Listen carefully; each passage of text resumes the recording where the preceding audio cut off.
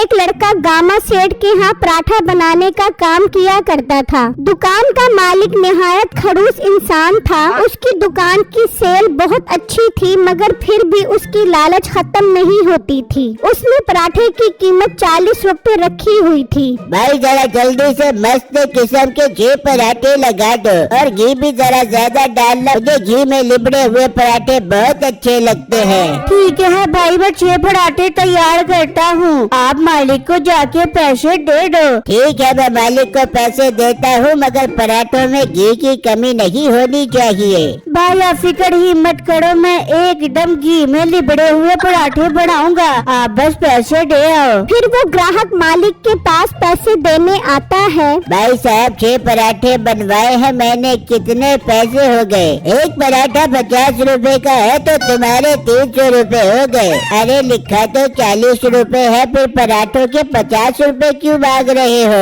महंगाई बहुत हो गई है, आटा भी महंगा हो गया है और घी भी 40 रुपए वाले नहीं खाता, इसीलिए पराठा 50 रुपए का होगा। बहुत सियाने हो तुम, गाँव में कोई और दुकान नहीं है ना, इसीलिए अपनी मर्जी का रेट लगा रहे हो। मुझे घी में लिबड़ा हुआ पराठा पसंद न होता तो मैं तुमसे कभी भी न लेता।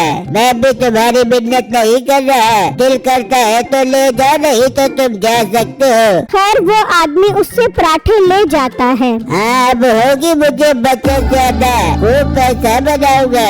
फिर शाम में बिट्टू घर जाता है तो उसकी माँ कहती है, बेटा तेरी बड़ी बहन की शादी सर पर है, पैसों का कोई बंदोबस्त नहीं है, मालिक से 3-4 महीनों के पैसे एडवांस में ले ले ताकि शादी आराम से हो जाए। ठीक है माँ, फिक्र मत करो, मैं मालिक से पैसे ले लूँगा एडवांस में, बस खाने के लिए दे दो, बहुत जोर की भूख लग रही है। उसी गांव में मीठा नाम का एक आदमी अपनी बीवी के साथ रहता था। और बेगम जल्दी पराठे बना, इतनी देर क्यों लगा रही है तू? पराठे बना रही हूँ, गर्मा गर्म पराठे बना रही हूँ, अपनी नीयत कम लगा और सब्र करके बैठ जा, पराठे तैयार होने दे।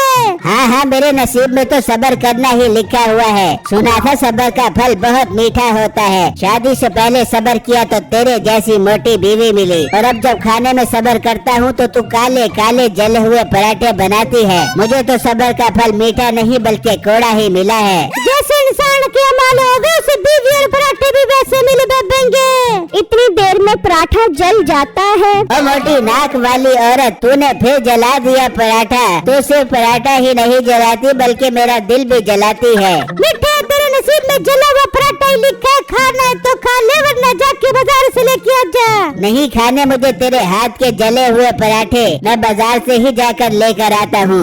मीठा पराठा लेने चला जाता है और वहाँ बिट्टू मालिक से एडवांस में पैसे मांगता है। बिट्टू तो पागल तो नहीं हो गया? 3-4 महीने के पैसे एडवांस? लगता है तेरा दिमाग हिल गया है जो ऐसी बहकी बहकी बातें कर रहा है। मालिक ये आप क्या कह रहे हैं? मैं आपके यहाँ काम करता हूँ, दिन रात खून पसीना बहाकर आपके घी में लिबड़े हुए पराठे बनाता हूँ। मेरी मेहनत को इस तरह जाया मत करो। खुदारा मुझे पैसे दे दो, मुझे पैसों की बहुत जरूरत है, मैं पाई पाई करके आपके पैसे वापस कर दूंगा। बहुत तू कोई ढीठ इंसान है, नहीं है अभी मेरे पास पैसे, चुप करके पराठे बना।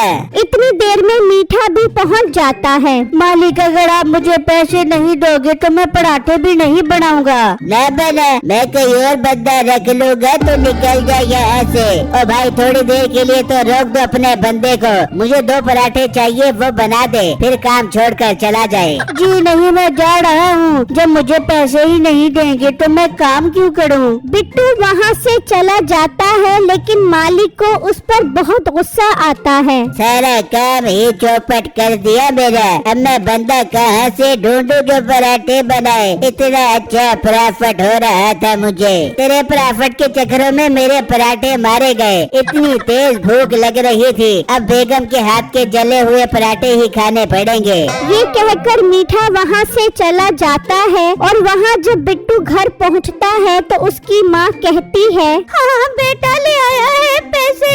नहीं अम्मी जान, मैंने उनसे पैसे मांगे तो उन्होंने साफ इनकार कर दिया, तो मैंने भी काम करने से इनकार कर दिया। अब देखना इन्हें कोई भी काम करने वाला नहीं मिलेगा और मजबूरन इन्हें मुझे बुलाना पड़ेगा। हाँ बेटा, अच्छा किया तूने। बस तेरी बहन की शादी के पैसे आ जाए तो सब ठीक हो जाएगा। वहाँ मीठा अपने घर पहुँचता है। अरे मीठे पराठा नहीं लेके आया तू? कहा बेगम पराठे क्या खाक लाता, साड़ी वारी आई तो कुग्गू रो पिया। वो लड़का जो उसके पास काम करता था वो काम ही छोड़कर चला गया। तो अच्छी बात है मीठे, तू उसके पास काम कर, पराठे भी बनाता रही और खाता भी रही हो, और जब पराठे बनाने सीख जाते तो अपना काम शुरू कर ले भी हो। अरे हाँ बेगम, वो बता रहा था कि ये बहुत प्रॉफिट वाला काम है। अरे मीठे, तेरी सारी उंगलियां घी में हो देंगी और मैं वही घी उन पराठों पर लगाता रहूंगा और पराठे खाता रहूंगा। मीठा दोबारा उस होटल के मालिक के पास पहुंच जाता है। अरे भाई, जब मैं घर गया तो मुझे आपकी बहुत फिक्र होने लग गई। मैंने सोचा आपको इस मुश्किल वक्त में अकेले नहीं छोड़ना चाहिए, मैं बनाऊंगा आपके घी वाले पराठे। अरे ये तो बहुत अच्छी बात है, तुमने तो मेरा काम ही आसान कर दिया। अभी 10 ग्राहक वापस गए हैं मेरे, चलो काम पर शुरू हो जाओ, अब नुकसान भी पूरा करना है। फिर मीठा पराठे बनाने खड़ा हो जाता है तो वही ग्राहक आता है। भाई 6 पराठे लगा दो, मैं मालिक को पैसे देकर आता हूँ। वो मालिक के पास जाता है तो वो उसे पराठे के 60 रुपए बताता है। ओ भाई, क्या तुम तेज काम बने हुए हो, पहले 40 का था फिर 50 का किया और अब 60 का कर दिया। तुम्हारा तो रेट ही बढ़ता जा रहा है। मैं अब तो 60 रुपए के हिसाब से पैसे दे रहा हूँ, लेकिन अगर दोबारा महंगे किए तो मैं तुमसे नहीं खरीदूंगा। वो 60 के हिसाब से पैसे देकर चला जाता है। इस तरह कई दिन गुजर जाते हैं। बेटा, अभी तक ना तो तेरे मालिक ने पैसे दिए हैं और ना तुझे काम पर बुलाया है। हाँ माँ जी, मैं भी यही सोच रहा हूँ, आखिर वो काम किए बगैर रह कैसे सकता है। मुझे तो लगता है कहीं उसने दुकान तो खत्म नहीं कर दी। अरे बेटा, कैसी बातें कर रहा है? अगर ऐसा हुआ तो तेरी बहन की शादी कैसे होगी? माँ परेशान मत हो, मैं जाकर देखता हूँ।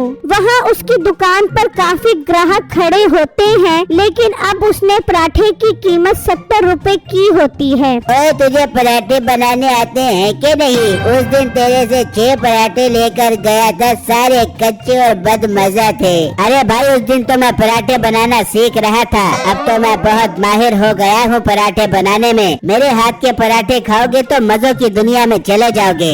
देख लेते हैं, तू 8 पराठे लगा, मैं पैसे देकर आता हूँ। वो पैसे देने मालिक के पास जाता है और तभी बिट्टू भी पहुंच जाता है। वो उसकी दुकान पर ग्राहकों का रश देखकर हैरान रह जाता है। उसका दिल ही टूट जाता है कि उसके मालिक ने उसे तनख्वाह नहीं दी और काम के लिए भी कोई और बंदा रख लिया है। क्या 70 रुपए? ओ भाई, तेरा दिमाग तो खराब नहीं हो गया? फिर 10 रुपए बढ़ा दिए तूने। तो महंगाई देख रहा है कितनी बढ़ रही है। महंगाई नहीं बढ़ रही, तेरी लालच बढ़ रही है। नहीं लेने मुझे तेरे से पराठे, न ले मेरे से पराठे। और मीठे ये पराठे किसी और ग्राहक को दे दे, पता नहीं कहाँ से आ जाते हैं मुँह उठाकर। चलो निकलो यहाँ से और दोबारा अपनी शक्ल न दिखाना।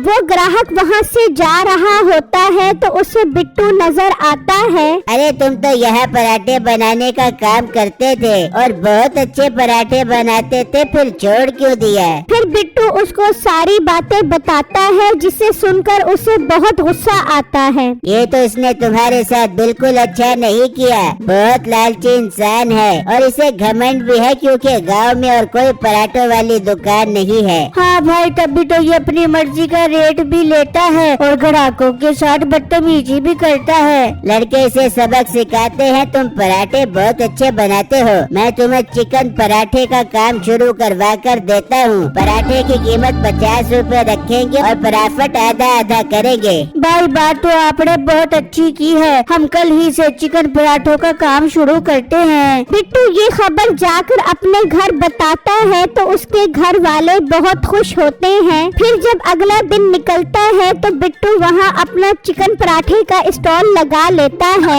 आ जाओ सिर्फ और सिर्फ 50 रुपए का चिकन पराठा ले जाओ। क्या चिकन पराठा सिर्फ 50 रुपए का? अरे भाई चल, ये तो सादा पराठा 70 रुपए का दे रहा है। हम तो 50 रुपए में चिकन पराठा खाएंगे। हाँ, इसका तो 70 रुपए वाला सादा पराठा भी बदजाका है। चिकन पराठा तो मजा करवा देगा। फिर एक एक करके सारे ग्राहक बिट्टू की दुकान पर चिकन पराठा लेने आ जाते हैं। भाई मुझे 10 चिकन पराठे दे दो। मुझे 20 चिकन पराठे दे दो। अब बिट्टू की दुकान का रश तो बढ़ता ही जा रहा था और उसके मालिक की दुकान बिल्कुल खाली हो गई थी। इस तरह कई दिन गुजर जाते हैं और उसका काम बिल्कुल ठप हो जाता है। भाई साहब, आपकी दुकान पर तो बहुत भीड़ हो रही है। कहाँ है भीड़? मुझे तो नजर नहीं आ रहा, एक भी ग्राहक नहीं है। ओ भाई, भीड़ ग्राहकों की नहीं मक्खियों की है। भी करके मेरे कान पका दिए हैं इन्होंने। सोचा था तेरी दुकान पर काम सीखकर अपना काम करूँगा, लेकिन अब उसके चिकन पराठों के आगे ये काम नहीं चलने वाला। मैं भी जा रहा हूँ। फिर मीठा भी उसे छोड़कर चला जाता है।